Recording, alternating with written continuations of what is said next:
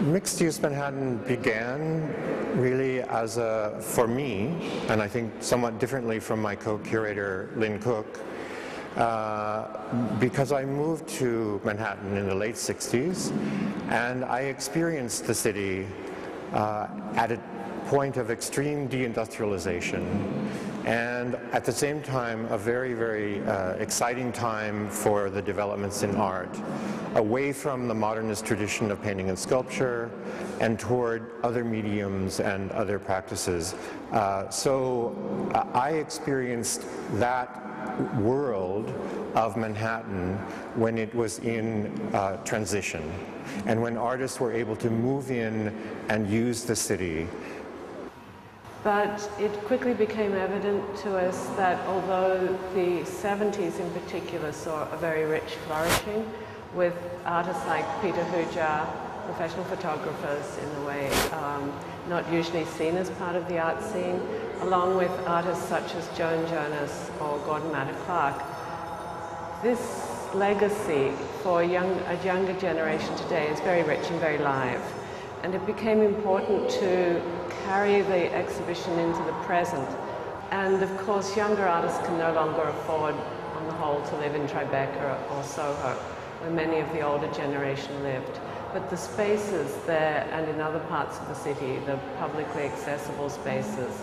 are still places that need to be contested and reclaimed and reactivated for a wider audience than those who simply are benefiting from gentrification. I think that the exhibition repositions many of the practices by bringing in the notion of the use of the city, and by thinking of art practices in relation to the city itself, to urban geography.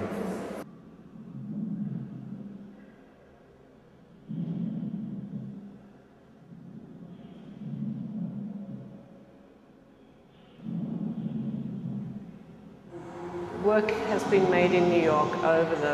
since the 30s, with the rise of fascism in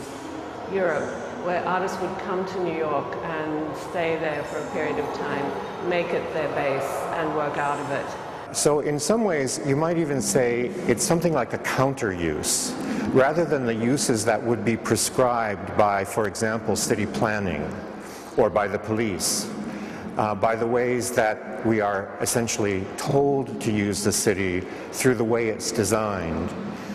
Artists use the city, we use the city in a different way, in a way that is more subjective, that makes it more our own. An example would be the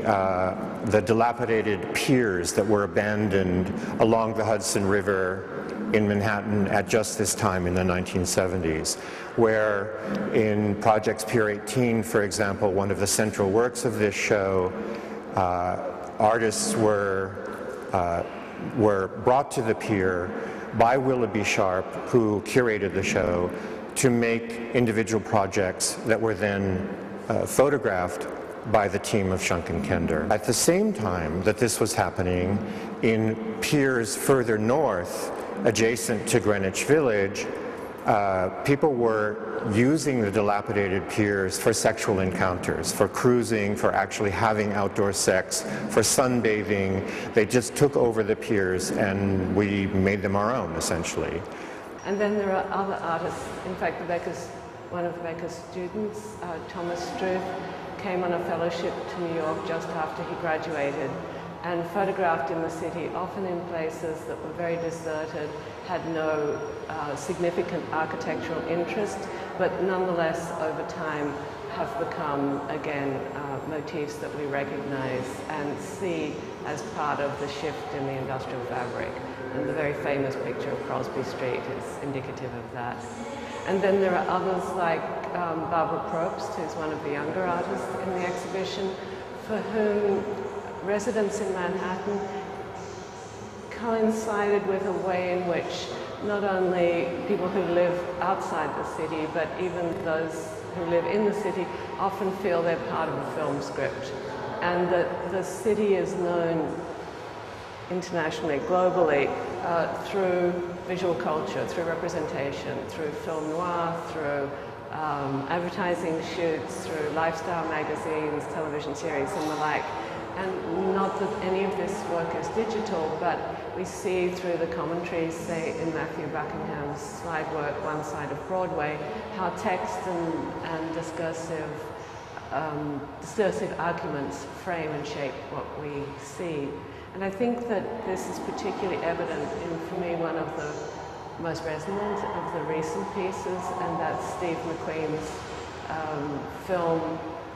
Static, which is made from a helicopter circling around the Statue of Liberty.